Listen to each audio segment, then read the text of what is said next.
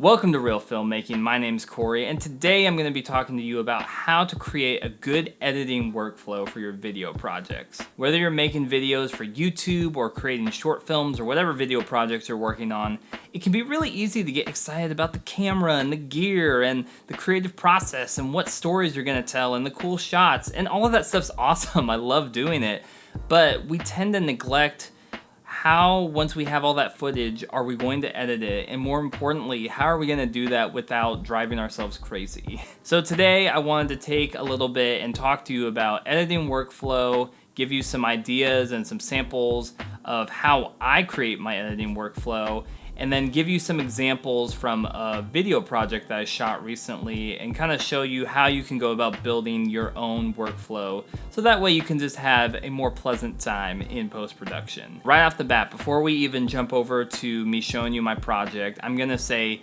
if it is possible, I just beg you, I implore you, I plead with you, do whatever you can once you get done with your shoot and upload and catalog your footage the same day that you shoot it. Now I know some of you are like, what are you talking about? That's crazy. And I know for some video projects, like, you know, you're on set for 8, 10, 12 hours. I've done those, especially like for like narrative short films. It can be long days, but I will just tell you, getting all the footage organized while it's still fresh in my mind, it is the best way to not go crazy when you're doing the whole post-production thing. Upload all the footage to your computer and just do a really simple pass at organizing everything. If you had 3 cameras, just say, okay, this was the gimbal camera, put all that footage there. This was camera A, put all the footage there, and this was my B cam, put all the footage there.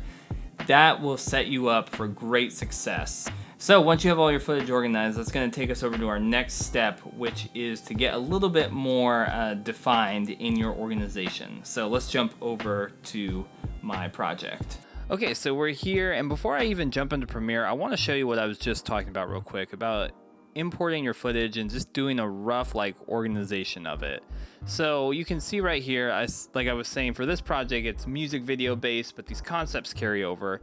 I had 5 cameras, and so here's the song folder, and here's my different cameras. So, you know, I shot the M50, the 60D, a couple 5Ds, and the C100. But after I shot everything, I took the time to move the files over here. So that way there wasn't confusion when I got into Premiere. I have all of my songs categorized like this. So I'm in Premiere now, and you can see I'm over in the Assembly tab. And you can see all of the different things I had for this project. So, you know, I've got B-roll that I had for just the whole thing, and then the 4 different songs that I worked on. So these 4 right here, some interviews that I did too, and I've got some master audio that went with all of them. But I'm just going to go in here and show you. So this was the file I was just looking at, the folder on my desktop. And so here's all of the stuff that I did the prelim organization on. And so when I just import that folder into Premiere, it helps streamline the process so much because I don't have to sit here and go through all the specific clips. I did that before I even got it into Premiere. So that's a step that it seems really simple and easy, but when you do that before you import everything to Premiere, it just saves you a lot of time and you can get straight into just looking for clips. This was a music video based project. There was 4 different songs that we were doing, and I had multiple camera angles. And so it was really imperative that once I got all the footage organized in here, I went through and I found what clips were the most important, what were the shots that I wanted to use. And there's a couple different ways that you can do this. Some people create a whole new folder within their project and say, like, you know, their best takes. Some people do different things. I'm going to show you what I did. So fun fact, I just was lost in my own project for 10 minutes trying to figure out where everything was. So this is even a testament in this video that it is super important to organize your footage with a system that you can remember.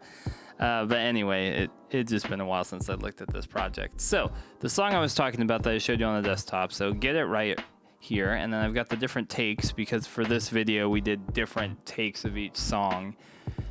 And I'm gonna go, and you can see all of the footage here. I had to create multicam clips, get it all synced up. But you can see, I think we used take 6. And so here is this, and so I'm going to jump over to the editing tab. And so anyway, what I was talking about there are different ways that people, when they're going through and looking at their footage to find the best clips, that they do it. What I did was in my assembly tab, and so you can see all the different clips here. So you just click on one, you get to see what it is. You can scrub through it. You know, I can be like, oh, that's one of my cameras. You know, this is my master wide. You know, this is another camera. You know, here is this one, my moving camera. You can see all this different stuff here. And so what I did is I watched through all of these, and if I found something that I like let's say, okay, you know, right here, this is a good shot. Come in. He's playing this lead line. I can put an in, I can put an out point, jump out, grab that.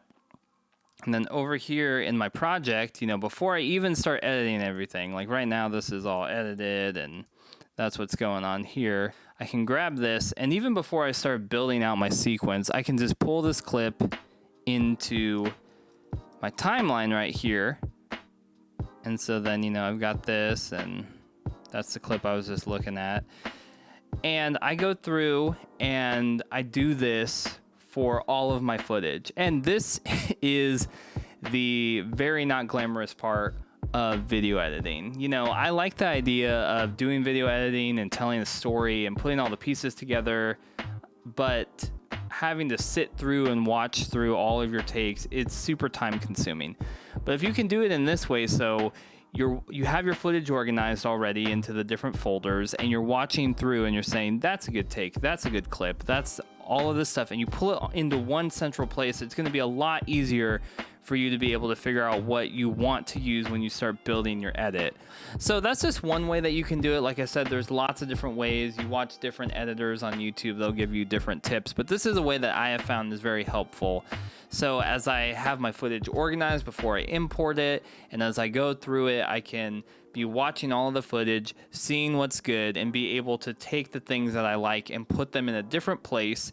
And so then when I start to actually build out my rough cuts and my fine cuts, I have all that footage available. So let's say I do a first pass and I'm like, oh, I really like that, but I didn't love that shot. I can go back to my like working cut, my working sequence that had all of my best takes, and then I can reference things there. I hope you found this video helpful in understanding what a post-production workflow is and how you can set one up just to give yourself better success on your future projects. When you're just shooting one or two things, you know, or even making a few simple videos for like, you know, friends or family or whatever, you don't need to do all this organization. But once you start doing projects for clients or even videos here on YouTube or like narratives, it's really hard and it gets really complicated if you don't have an organized system to help you sort that all out. So I hope you're able to take some of these concepts that I talked about today and apply them in your own workflow. So if you found this video helpful or you enjoyed it, make sure to give it a thumbs up. Subscribe to Reel Filmmaking for more content coming on a weekly basis about filmmaking, cameras, storytelling, and creative process. And until next time, keep making movies and watching movies, and I'll see you on Reel Filmmaking.